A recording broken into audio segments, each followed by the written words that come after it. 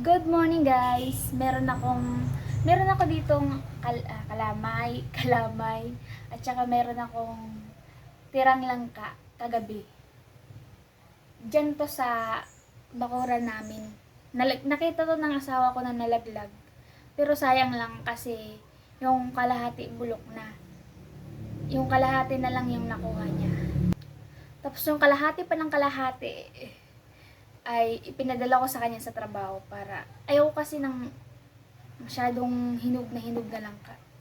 Kaya naisipan kong gumawa ng kung ano-ano.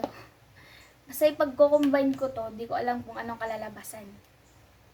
Wala kasi akong magawa ngayon, kaya trip kong mag-load. Basta guys, alam nyo yun, pag kayo lang mag-isa, tapos bored kayo, ang dami nyong naiisip na gawin.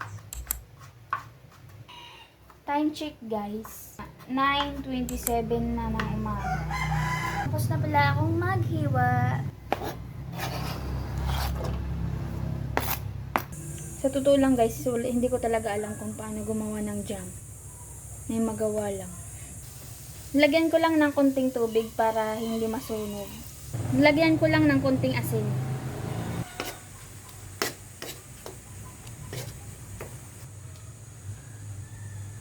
Caramelize na siya guys. Tingnan mo.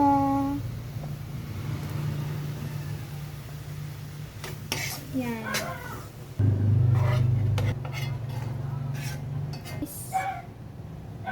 Dahil wala akong tinapay, dito na lang sa cracker.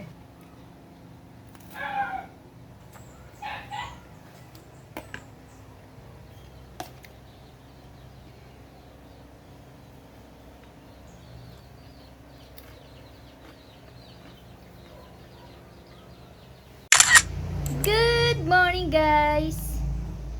Good morning Kian! Tumitingin talaga siya sa camera. Talaga seryoso sa camera tong batang to. Vlogger ka? Vlogger ka ba?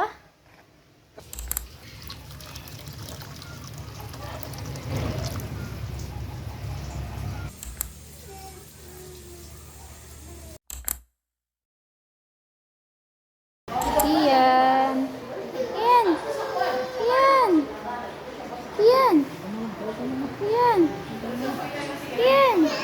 Iyan. Wala, busy siya. Tutukod niya. Kanin, tutukod mo. Kain. Kain, may tutukod. Ha?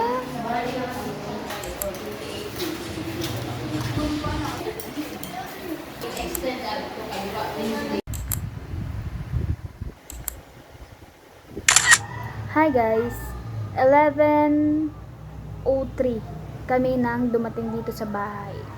Ngayon, 11:37 na. Tapos ko nang patulugin si Kian at nakaalis na rin si Jeffrey sa trabaho niya. Siguro half day na lang siya ngayon. Gutom na ako guys, kakain na ako guys. Yung ulam ko guys, tortang talong. Tatapusin ko muna tong pagkain ko guys. Bye.